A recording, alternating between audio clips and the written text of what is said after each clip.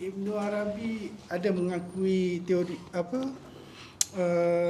Trinity Kristian tu sendiri melalui logos, and then dia juga ada mengajar Nuh Muhammad.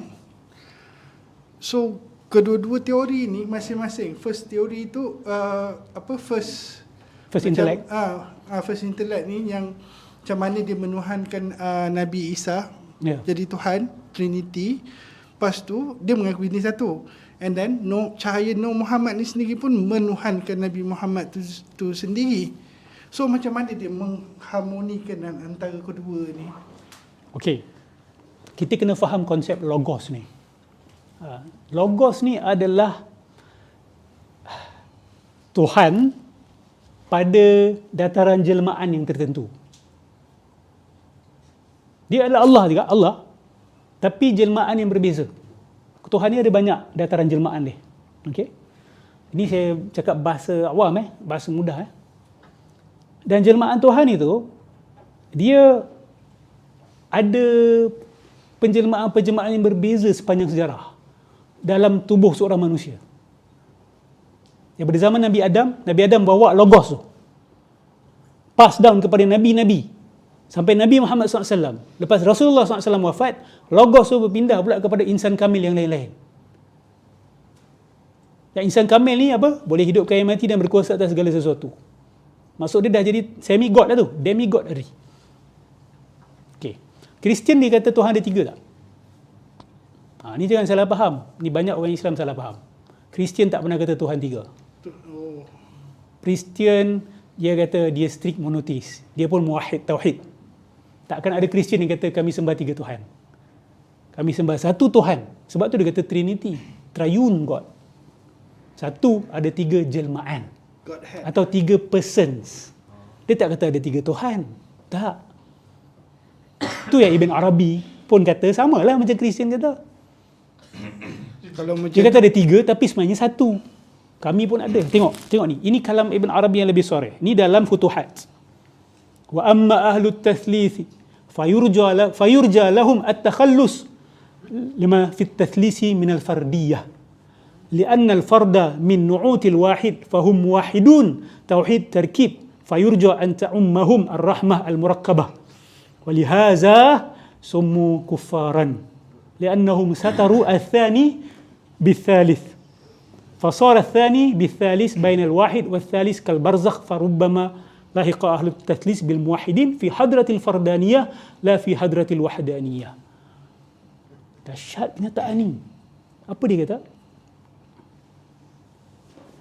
Ahli Trinity, maka diharapkan mereka ini akan selamat. Kerana di dalam Trinity itu ada keganjilan, nombor ganjil. Sebab Allah suka nombor ganjil. Tengok cara dia berhujah. Meripik. Sebab Allah suka ganjil dan dalam Trinity itu ada keganjilan. Nombor ganjil 3 tu. Kerana ganjil itu termasuk di dalam sifat yang esa, yang satu. Sebab satu tu ganjil. Fahum muwahhidun, mereka ni hakikatnya adalah pentauhid. Tetapi tauhid mereka ni tauhid berlapis. Fayurja, maka diharapkan bahawa rahmah itu merangkumi mereka sekali. Dengan rahmat yang berlapis-lapis. Dan kerana itulah mereka dinamakan sebagai kufar. Kerana apa? Kerana mereka menutup oknum yang kedua dengan oknum yang ketiga. Makna kafir apa? Dari segi bahasa? Menutup, menanam. Makna asal. Petani itu dipanggil kafir. Sebab dia tanam benih itu, dia tutup dengan tanah tu. Itu makna literal, makna asal. Dia pergi belik ke makna literal tu. Dia kata orang Kristian ni dipanggil kafir sebab mereka menutup Godhead yang ketiga tu dengan yang kedua. Inna Allah thalithu thalathah, kan Allah kata dalam Quran, kan, yang ketiga tu. Maka ditutup dengan Jesus and Holy Ghost. Dia ditutup. Sebab tu mereka dipanggil kufar. Ini yang penting tauhid 3 Ibnu Taimiyah yang paling bahaya. itu paling bahaya. Itu kita akan lawan sampai mati. Itulah pencetus kepada radikalisme. Ini tak apa, ini kita takwil. Kan? Kenapa tak takwil kalau Ibn Taymiyah juga? Kan selamatkan seorang Muslim daripada dia ahli kiblah juga. Ibn Taymiyah tak pernah paculkan kalam-kalam seburuk ini. Mungkin defense yang mereka boleh bawa, oh ini kemungkinan tak ada dalam Futuhat Makkiyah yang asli. Tapi ini teks yang dirujuk oleh ilmuwan. Ada dalam sebahagian teks Futuhat Makkiyah. Dahsyat ni, dahsyat.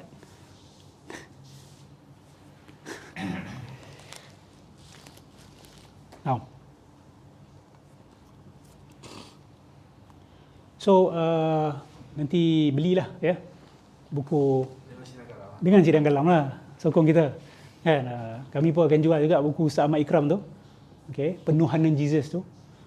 Awak faham buku tu? Sebab saya dah call, saya belum baca lagi buku tu sebab belum release lagi, tapi saya call dah.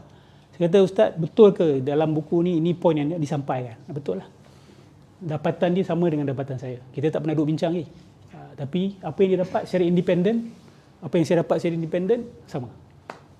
Okay. Dan dia memang kaji perbandingan agama. Orang ni bila nak kaji Trinity ni, dia suka style Ahmad Didat, Zakir Naik. Tapi Zakir Naik dengan Ahmad Didat tak masuk level falsafah. Dia pada dataran perdebatan. Itu important untuk awam. Tetapi bagi academician, you have to go beyond that. You kena tanya, macam mana si Konstantin ni, Raja Konstantin ni, boleh mempromosikan akidah Trinity sehingga diterima juga oleh orang-orang Kristian pada waktu tu yang ikut Nabi Isa. Sedangkan Nabi Isa bawa tauhid. Apa strategi dia sampailah orang Kristian boleh terima Trinity? Apa istilah falsafah yang dia guna? Tu bagaikan matahari cahaya dia. Orang terus goyang dah. Kita tak kata cahaya tu Allah, tapi cahaya tu pun bukan selain Allah. Tu dia. So bila tengok matahari, ada matahari dan cahayanya. Cahaya tu macamlah Nabi Muhammad dengan Allah, macamlah Jesus dengan Allah. Sehinggalah orang Islam menggunakan perumpamaan yang sama. Dalam Durrun Nafis, seorang ulama Melayu kita menggunakan konsep yang sama. Allah tu bagai matahari, Nabi Muhammad tu cahayanya. Oish, dahsyat dah, masuk dah. Exact same metaphor yang digunakan oleh Kristian untuk Nabi Isa, orang Islam dah pakai dah. Ni secara halus pelan-pelan. Siapa yang masukkan? Orang macam Ibn Arabi. Dia ni adalah the Paul of Islam. Macam mana Paul merosakkan Kristianiti, bagi pandangan kami sebagai umat Islam, saya bukan menghina agama Kristian, tapi daripada pengkajian kami, academic studies, kami melihat bahawa Paul yang telah mengubah the face of Christianity. Agama Kristian yang ada hari ini adalah Pauline Christianity. It does not belong to Jesus. Jesus punya religion is something else and Paul teaches something else. Okay? Baik.